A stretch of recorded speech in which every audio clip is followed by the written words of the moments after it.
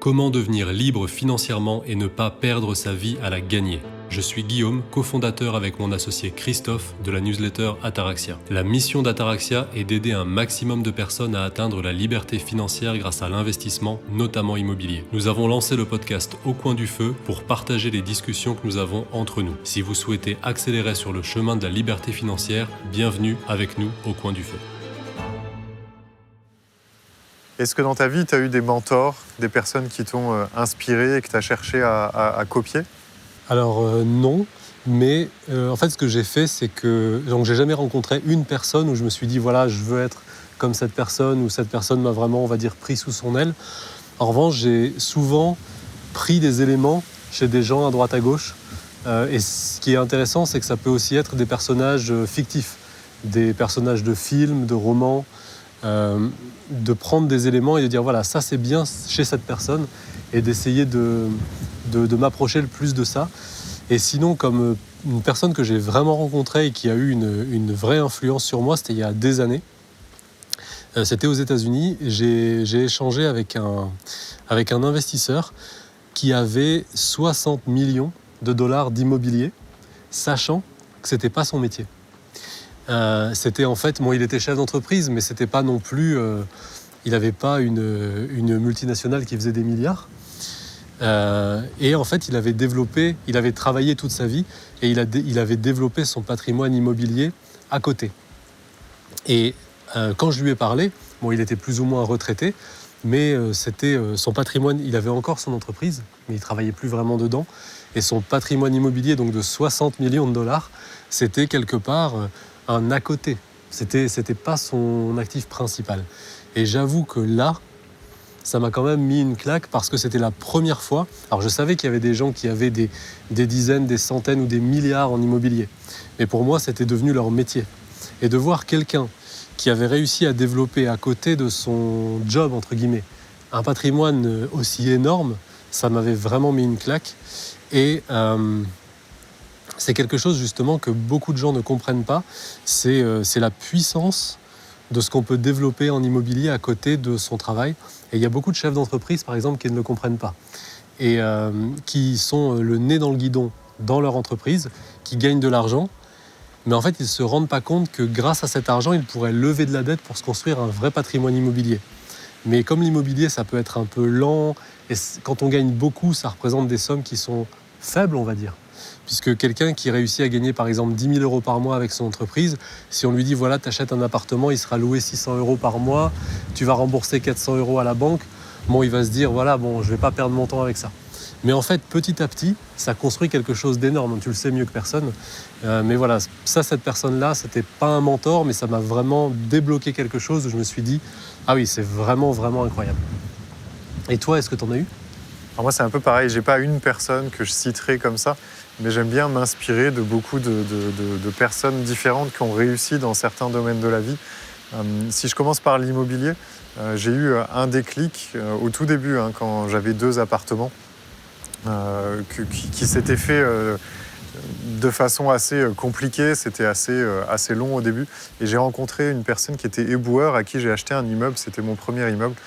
L'histoire est assez marrante. Je finis par acheter cet immeuble après une grosse négociation et je découvre que le propriétaire, je découvre au moment de la signature le propriétaire qui me dit mais de toute façon je vais venir régulièrement encore dans cet immeuble. Et donc moi je dis ah bon, mais pourquoi, avec en étant un peu réticent, une crainte, en me disant mais qu'est-ce qu'il va faire?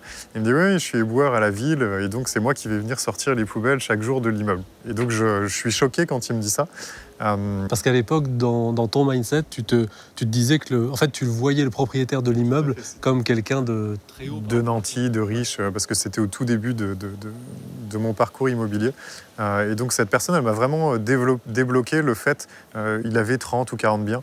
À côté de l'immeuble qui me vendait, ou dont l'immeuble qui me vendait, qui faisait 13 lots, donc voilà, il vendait un tiers de son patrimoine, on va dire.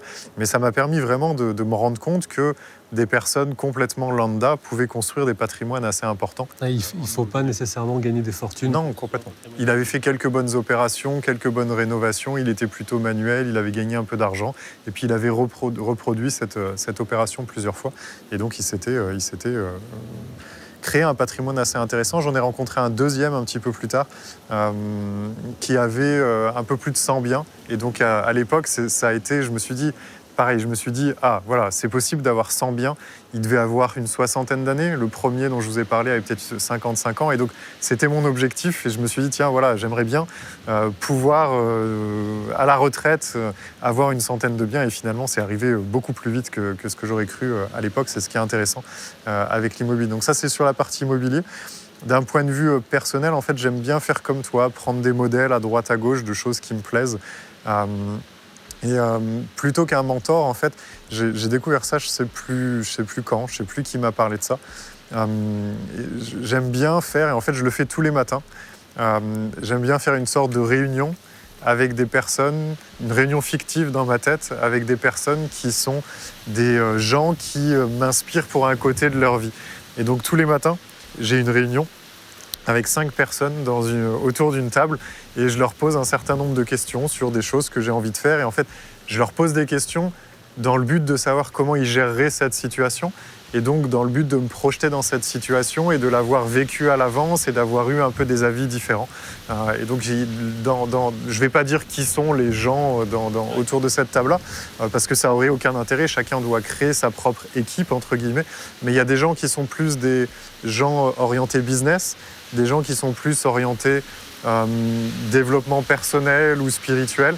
Et donc j'essaye, ou plutôt relationnel, des gens qui ont une qualité particulière et j'essaye de m'inspirer de ces gens-là dans leur qualité principale. Il y a aussi un autre aspect qui est les mentors négatifs. C'est-à-dire, moi c'est même plus facile à trouver en fait, des gens qui m'inspirent à devenir l'opposé de ce qu'ils sont ou de ce qu'ils sont devenus. Ça, c'est assez puissant justement. C'est vrai, on en a parlé, parfois c'est le sentiment négatif est plus puissant que le sentiment positif.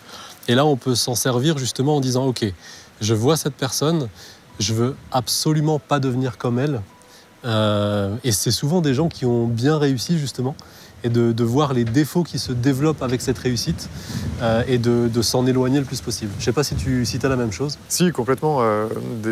Ça m'est arrivé très régulièrement, alors surtout dans ma vie professionnelle, on va dire, de rencontrer des gens et de me dire, voilà, je réalise que cette personne a ce défaut-là, et on a tous des défauts, hein, mais c'est quelque chose qui est très problématique pour moi.